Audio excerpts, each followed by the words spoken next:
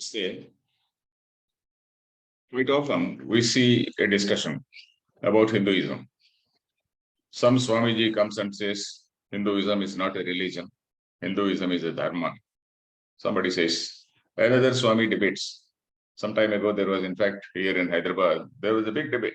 There was a big meeting in which one Swami just came and said Hinduism is not a religion. Another Swami got up and said, no, Hinduism is a religion. Then what is it? What is the difference between religion and what is Dharma? Let us see what it is. In fact, we see that this debate, most of us, is very difficult to say what it is.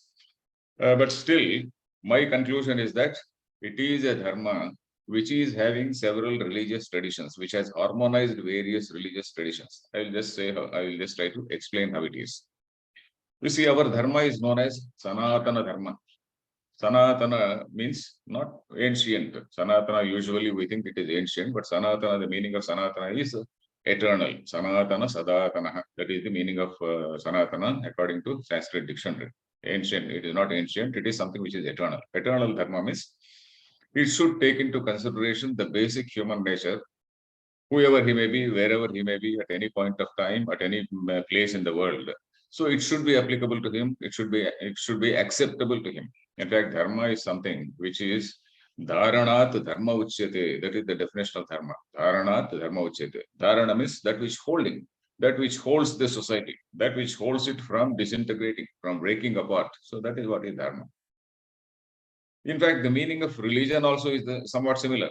Religion comes from some Latin root. I don't know Latin, but then when we see dictionary, we see that there is a root called ligere, L-I-G-A-R-E, ligere, means to bind, that which binds, that which holds. That is what is religion. Religion is that which binds, and dharma is also that which holds the society from disintegrating or falling apart.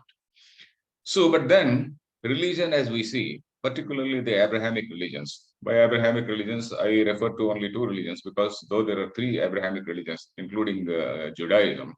Judaism is not very dangerous. It has not been dangerous to anybody throughout history. In fact, they were the most persecuted lot. They were the most persecuted lot, and they suffered a lot. They dispersed to various places, and then they suffered a lot.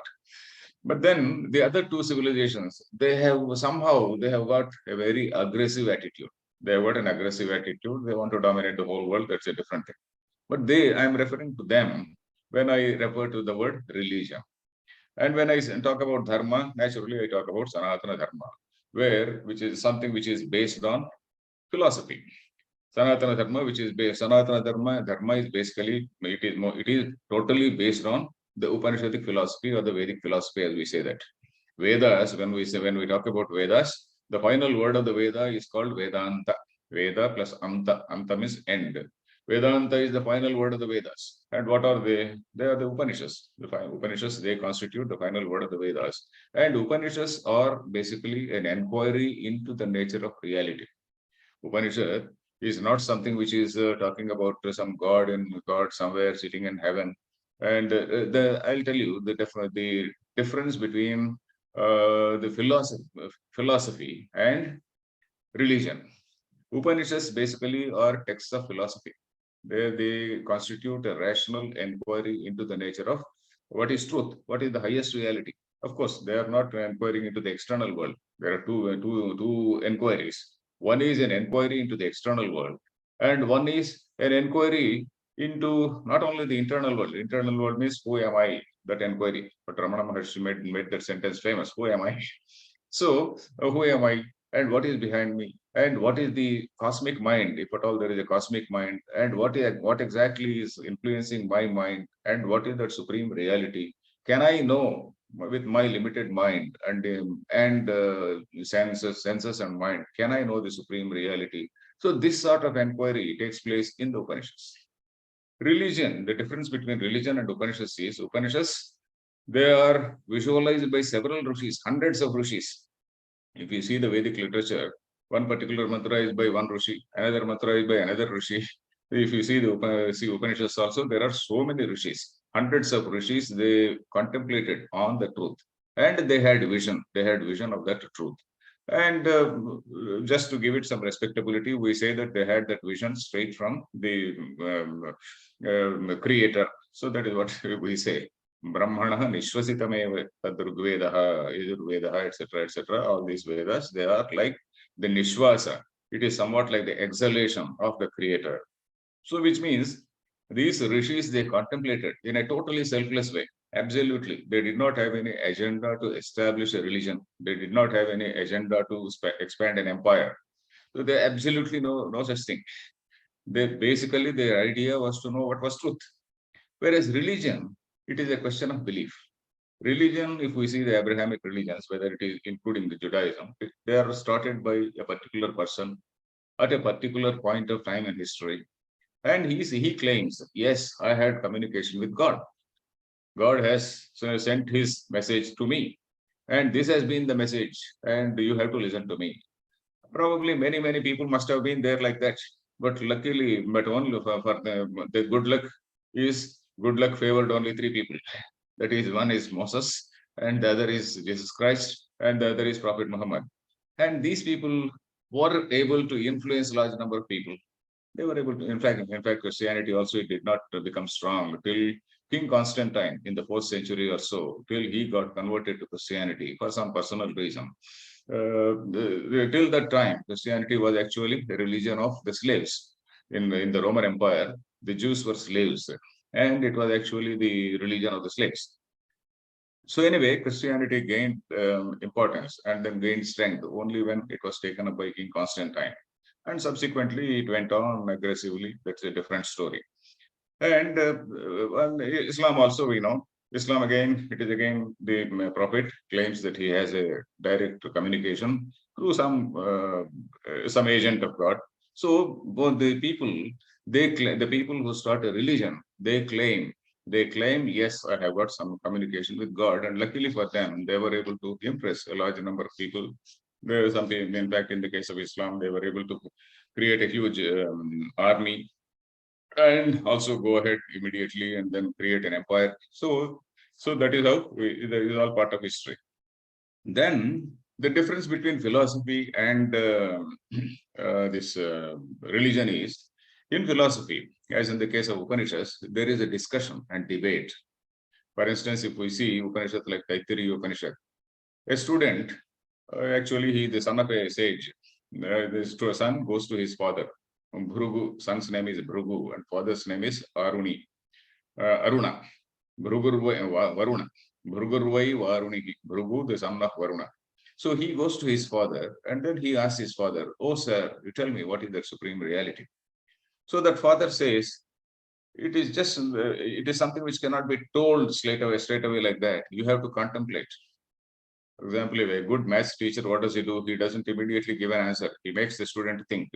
So that is exactly what the Upanishadic pattern also.